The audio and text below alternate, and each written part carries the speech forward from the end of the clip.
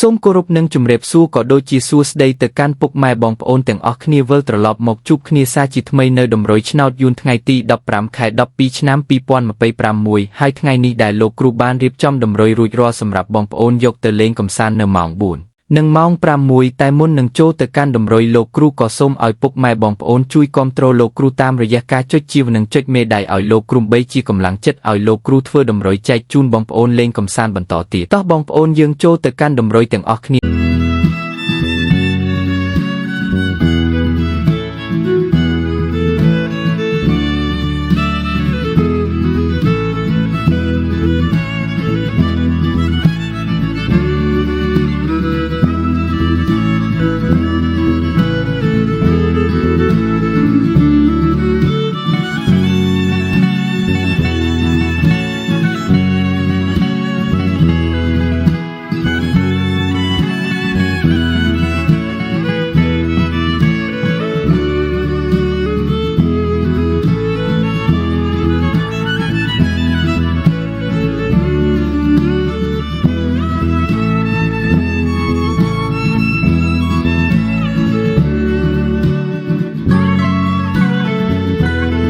ហើយនេះគឺជាលេខដែលលោកគ្រូបានរៀបចំសម្រាប់បងប្អូនជាចុងក្រោយលោកគ្រូក៏សូមពរបងប្អូនរកទទួលទានមានបាននឹងជួបតែសំណាងល្អគ្រប់គ្នាជាពិសេសសូមឲ្យចូលលេខធំទាំងអស់គ្នាសូមជម្រាបលា